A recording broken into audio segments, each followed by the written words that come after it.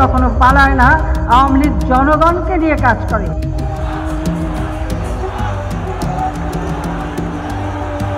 There is now some breaking news coming in from Bangladesh. Prime Minister Sheikh Hasina resigned and fled the country. Prime Minister Sheikh Hasina has left the capital Dhaka. The Bangladesh Prime Minister has resigned and left the country As protesters demand destination unknown that she step down. This comes as thousands of people have stormed the Prime Minister's residence. ये सच है कि हसीना का countdown काफी time से चल रही थी। हमने पिछले एपिसोड में इसी बारे में बात की थी, आपको याद होगा। लेकिन फिलहाल बांग्लादेश आर्मी ने एक इंटरिम गवर्नमेंट बनाने का अनाउंसमेंट किया। अभी भी शांति बनाने की कोशिश चल रही है। लोग एक्साइटेड है बांग्लादेश के नए दौर को देखने के लिए, लेकिन सवाल अभी भी वही है, चैलेंजेस अभी भी सेम है। क्या सच में बांग्लादेश आजाद है? आर्मी कैसे इंटरिम गवर्नमेंट बनाएगी? क्या बांग्लादेश में डेमोक्रेसी फिर से जीत पाएगी या फिर फंडामेंटलिस्ट फोर्सेस का दबाव फिर से बढ़ेगा? अभी भी सवाल कई सारे हैं। सबसे पहले तो समझते हैं कि क्यों एक डिक्टेटर को रिजाइन करना पड़ा और कैसे बांग्लादेश के स्टूडेंट्स ने ये दिखा दिया कि वो डिक्टेटर से नहीं डरते। ये सब शुरू हुआ एक कंट्रोवर्शियल कोटा सिस्टम के खिलाफ प्रोटेस्ट से। शेख हसीना ने वापस से फ्रीडम फाइटर कोटा इंट्रोड्यूस किया, जिसमें गवर्नमेंट जॉब्स में 30% रिजर्वेशन दिया गया 1971 लिबरेशन वॉर के वेटरन्स के डिसेंडेंट्स को।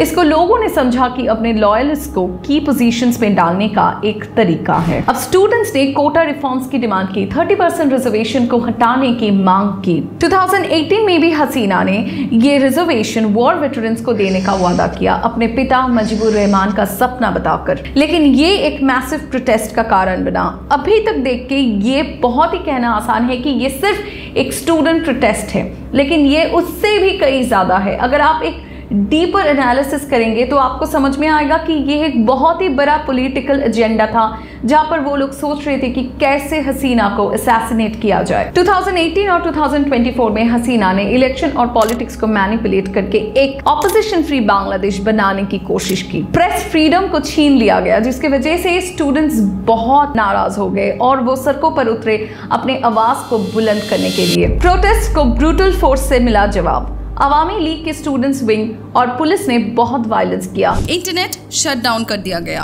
और ऑफिशियली 200 स्टूडेंट्स मार दिए गए, लेकिन अनऑफिशियली ये नंबर 1000 तक पहुंच गया। फिर भी स्टूडेंट्स ने अपनी लड़ाई नहीं रोकी। कोटा रिफॉर्म के खिलाफ वो लड़ते रहे और बोलते रहे कि शहीदों की कुर्बानी वो व्यर्थ नहीं जाने देंगे। आखिरकार सुप्रीम कोर्ट ने इस दबाव में आके 30% कोटा हटा दिया, लेकिन ये हसीना की प्रॉब्लम्स की सिर्फ शुरुआत थी। हसीना को लगा कि इससे स्टूडेंट्स शांत हो जाएंगे, लेकिन जो ब्रुटैलिटी, जो वायलेंस उन्होंने अपनी देशवासियों पर दिखाई थी, जो युवाओं पर दिखाई थी, इससे लोग और भी गुस्से में आ गए। हसीना ने डबल क्रैकडाउन किया, स्टूडेंट लीडर्स को अरेस्ट करके टॉर्चर किया और उनसे प्रोटेस्ट वापस लेने का स्टेटमेंट लिया।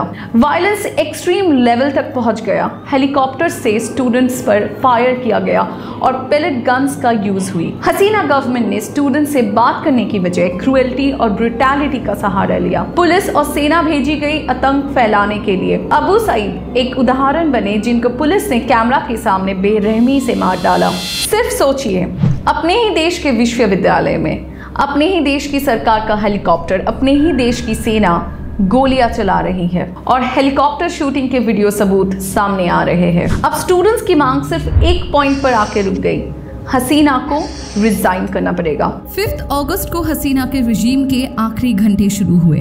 पूरी कंट्री ढाका में इकट्ठी हो गई। हसीना के रेसिडेंट्स को घेर लिया गया।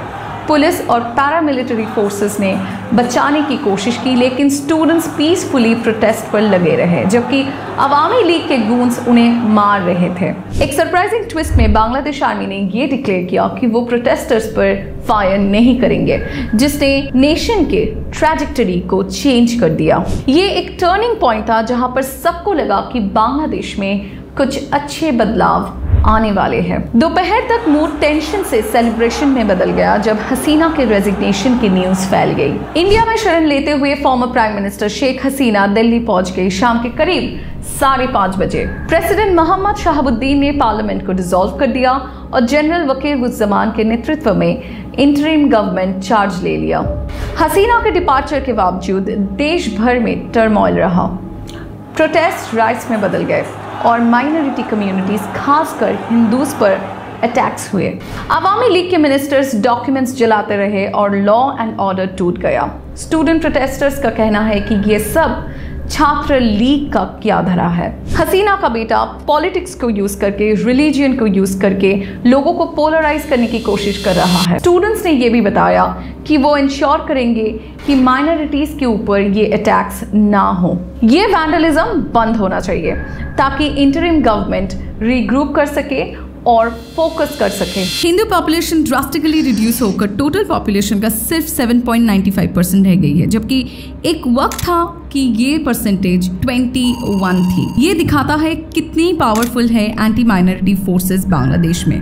स्टूडेंट प्रोटेस्ट के बाद बांग्लादेश में 5 अगस्त को कई हिंदू टेम्पल्स इंक्लूडिंग काली टेम्पल्स और मेहरपुर के इस्कॉन टेम्पल को डिस्ट्रॉय कर दिए गए। लेकिन इसी के साथ साथ बांग्लादेश के मुस्लिम क्लेरिक्स के विजुअल्स भी आए हैं जो कुमिल्ला के एक हिंदू टेम्पल को गार्ड कर रहे हैं।